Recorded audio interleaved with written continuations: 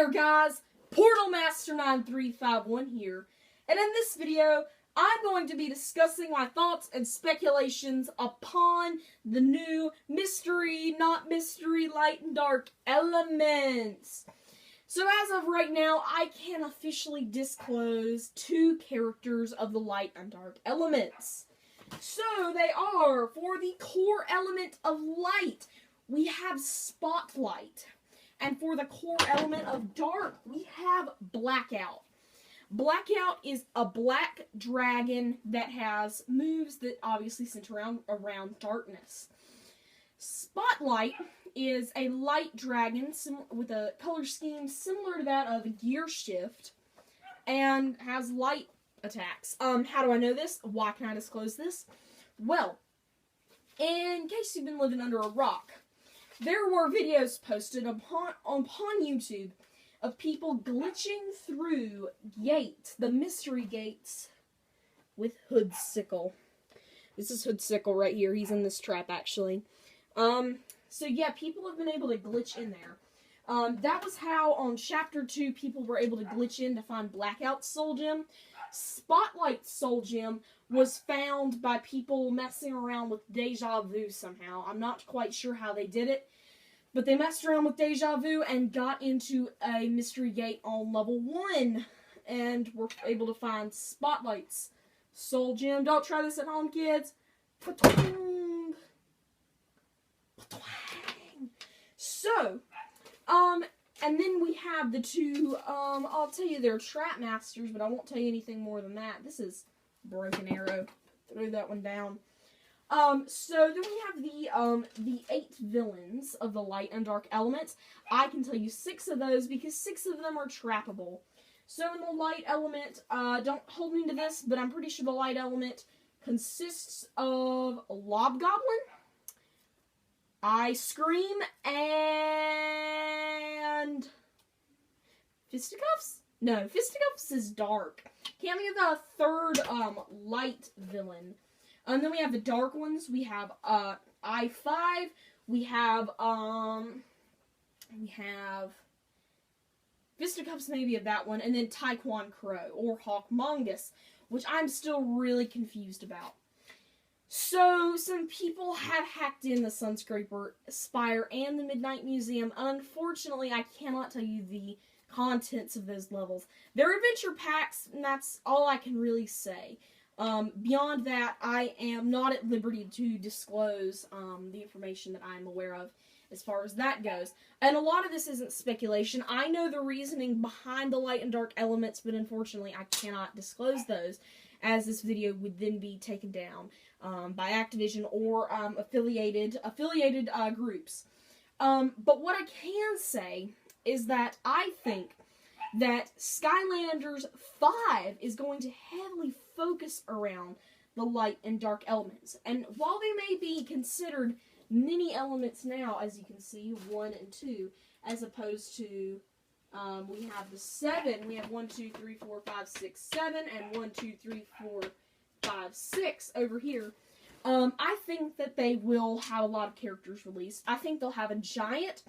I don't think Swap Force characters. And the reasoning behind that is, you know, you can distinguish which characters work in which games by the base color, but the top halves of Swap Force characters don't have base colors.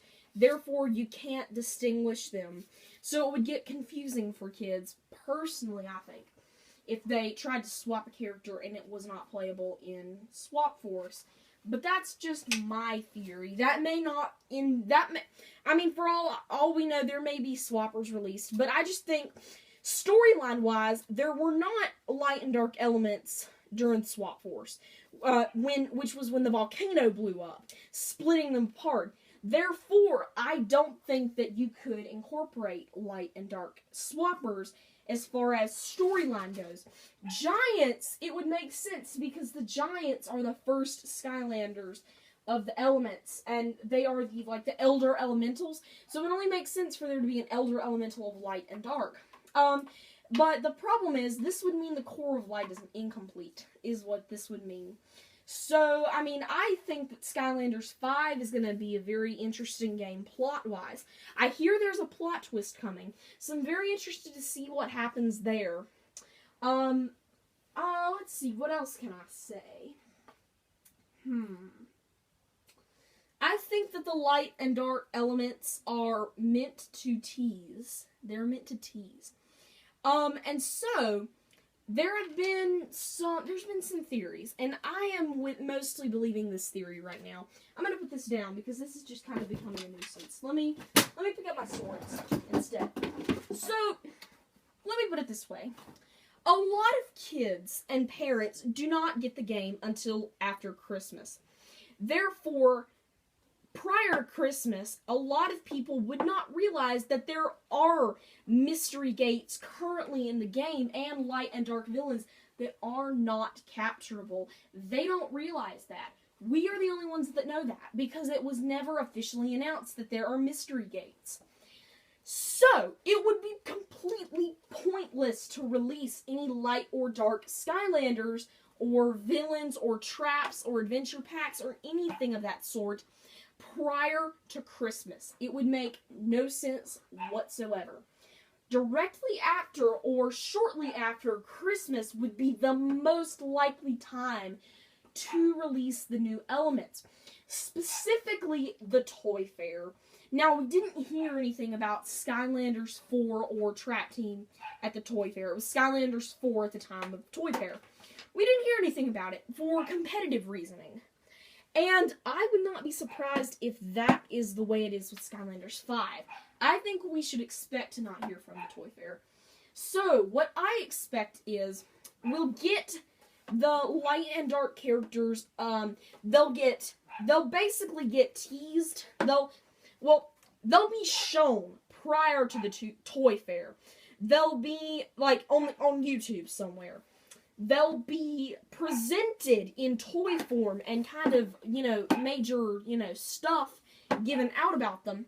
Toy Fair. Shortly thereafter, the Toy Fair, Wave 4, probably, is when we can expect to see them. I don't think Wave 5. I think that's too late to release them. So I'm thinking Wave 4. So when do I think Wave 3 is coming? I think Wave 3 is coming similar to the way it did last year. Exclusively at Toys R Us prior to Christmas, everywhere post-Christmas, which works for me.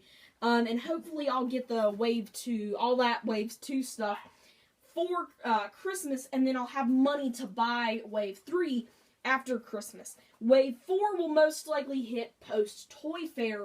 Wave 5 will most likely hit pre-E3 and kind of carry on. And I actually think that we could see a Wave 6 this year, being that we have more than normal characters. I think we'll see the Midnight Museum and Sunscraper Spire released around the Toy Fair in Wave 4. And then we'll see maybe one of the Spotlight or Blackout characters come in Wave 5, and then maybe one in Wave 6. And it's possible that Wave 6 will just consist of remaining traps and some of the variants that are in the DS version. Love Potion Pop Fizz we can expect around Valentine's Day. Winterfest Lobstar is kind of obvious in the winter, Christmas, our Christmas variant. Excellent Weeruptor, I think we can expect around Easter, since it's excellent. And some of the other ones that I can't think of all the variants. There have been some confirmed other variants for villains that I think we could see. There is a steamed broccoli guy that is coming in a Walmart exclusive Trap 8-pack with all new traps exclusive to Wave 2, excluding the Fire Scepter, which I already have, and many other people probably already have. So, the villain variants will trickle in. We'll have probably one of those being an E3 variant, similar to the way Riot Shield Shredder was, unless we see something for Sky 5 released around not the Toy Fair, E3. But I think we'll see releases up till Wave 3.